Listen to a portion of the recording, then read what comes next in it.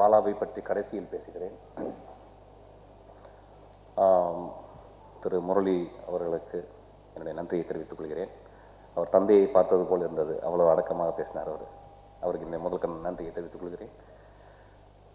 இந்த படத்தில் எனக்கு டெக்னிக்கலாக சப்போர்ட் பண்ண திரு ரவி ராய், இந்த படத்தில் வைட் ஆங்கிள் ரவி என்று அறியப்பட்ட அவர் இந்த படத்தில் ரவி ராய் இருக்கார்.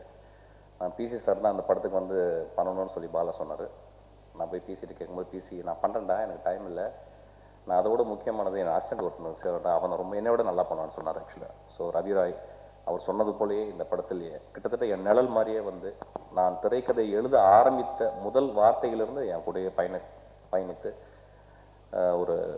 ஒரு நல்ல ஒரு திரைப்படத்தை நான் எடுப்பதற்கு உதவி செய்திருக்கிறார். நல்ல ஒளியை அவர் கொடுத்திருக்கிறார் இந்த படத்துக்கு. அவருக்கு நன்றியை தெரிவித்துக் கொள்கிறேன். நாகா ரொம்ப கஷ்டப்படுத்திட்டேன். நாகாவை நான் ஒரு 4 மாதம் பெண்டை கழட்டிட்டேன். ஆக்சுவலாக ஆஃபீஸ்லேயே இருக்க சொன்னேன். கிட்டத்தட்ட ஆஃபீஸ்லேயே இருந்தேன். ஆக்சுவலாக ஒரு சீனை ஒரு 100 வாட்டி ரிகர்சல் பண்ணியிருப்பான். ஆக்சுவலாக அவன் எவ்வளோ பண்ணியிருக்கான் அப்படின்றது தெரியல. பட் ஆனால் இதை பண்ணணும், ஏன்னா பாலா சார் எல்லாம் நல்லா தெரியும். ஸோ ஒரு பெரிய பயம் அவனுக்கு. அதெல்லாம் மீறி ஒரு அடக்கத்தோடு ரொம்ப நேர்மையோடு இந்த படத்தின் உழைத்து அவனை செஞ்சுருக்கான். ஆக்சுவலாக அவனுக்கு நான் இன்னும் நன்றியை தெரிவித்துக் கொள்கிறேன். பிரயாகா ரொம்ப கஷ்டம் அந்த படத்தில் நடிக்கிறது. ஆக்சுவலாக நான் ஒரு 100 பேர் பெண்களை பார்த்தேன். அதில் பிரயாகா தான் எனக்கு கிடச்சிது. ஏன்னா first of all she is a dancer. நிறையா பாடத்தில் கொஞ்சம் சாகசம்லாம் செய்யணும் ரோப்பிங்கில். ஸோ எல்லாருனாலையும் பண்ண முடியாது, அதுக்கு பொறுமை இல்லை. ஸோ அதுக்காக நான் பிரயாகிட்ட நான் கேட்டுட்டேன். அப்புறம் பிரயாகாவுடைய முகம் இதில் ரொம்ப கம்மி தான். அவனுக்கு பிசாசாக தான் நிறையா நடித்தான். நான் அவங்களுக்கு முதல்ல நான் சாரி தான் சொல்லணும். ஆக்சுவலாக அந்த பெண்ணுக்கு ஒரு மகள் போல் நான் சொன்னதை கேட்டுட்டு ரொம்ப அழகாக ரொம்ப நேர்மையாக உழைச்சி இந்த படத்தை பண்ணியிருக்கான். இந்த படத்தை நான் I think I will dedicate to Prayag. Actually அந்த பிசாசனா she is the protagonist of this மூவின்னு சொல்லுவேன். ஆக்சுவலாக அதுக்கப்புறம் I'm so thankful from my bottom of மார்ட்.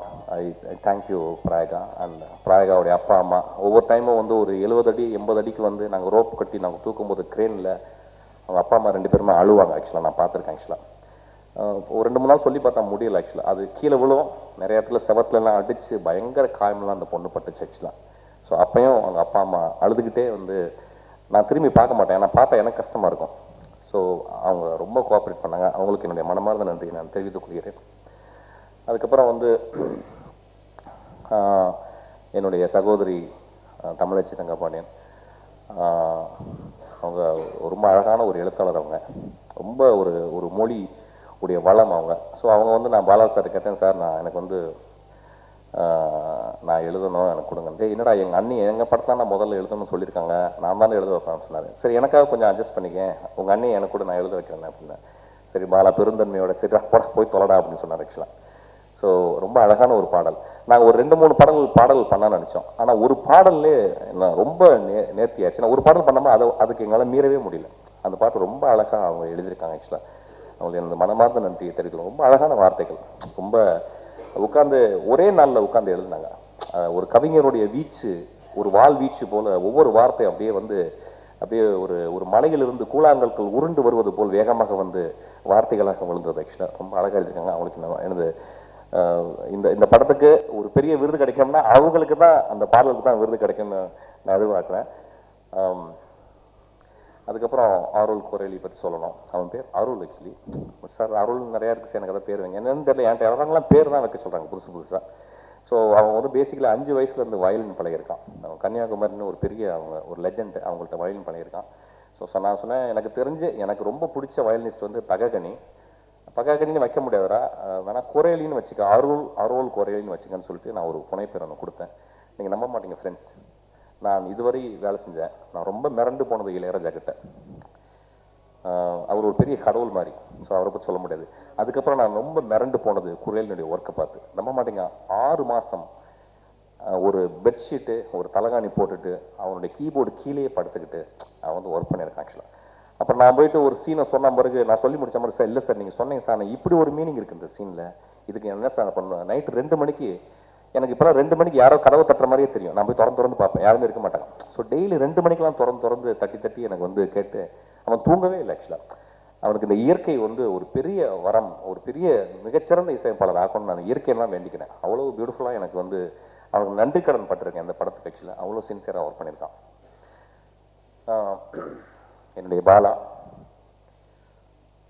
ஓனாய் ஆட்டுக்குட்டி பார்த்துட்டு கண்ணீரோட வெளியே வந்து என் கார் ஓட்டி நீ ஆஃபீஸ் போடான்னு சொன்னார். நான் போனேன். இனி எங்கள் அப்பாவுக்கு அப்புறம் பாலா மட்டும்தான் வாடார் ஓடன்னு சொல்ல முடியும். உள்ளே போய் உட்காந்துட்டு என்னடா பண்ணுறேன்னாரு. படம் பெருசாக போகலை. அப்படியா, சரி என்ன பண்ணலாம், ஒன்றும் தெரியல, சரி போ, நாளைக்கு நீ படம் பண்ணுற போ அப்படின்னாரு. அவனுக்கு அந்த கலைஞனுக்கு பெரிய கைத்தட்டு கொடுங்க ஆக்சுவலாக எனக்காக.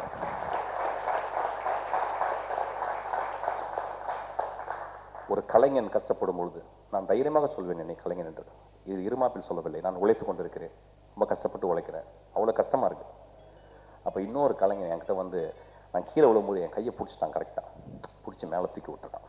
என் வாழ்க்கையில் மறக்க முடியாத ஒரு அன்பு தான் ஆக்சுவலாக. நான் அவன் என்று கூட சொல்லலாம்.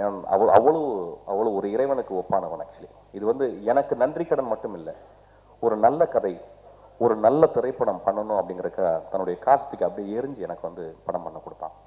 அவன் ஒரு 200 வருஷம் நல்லா வாழ்ந்தாங்க. அதுக்கு திருப்பி ஒரு கைத்தட்டுங்க. இந்த படத்தை நான் சொல்லிக்கிட்டே இருக்கலாம். அப்புறம் பெரிய நன்றி கடன் நான் வந்து இந்த படம் நல்லா இருந்தால் நீங்கள் நல்லா எழுதுங்க. ஏன்னா எனக்கு பத்திரிக்கைக்காரன் மாதிரி நண்பர்கள் யாருமே இல்லை. ஓனாய் ஆட்டுக்குட்டி அவங்க மட்டும் தான் நல்லா எழுதுனாங்க.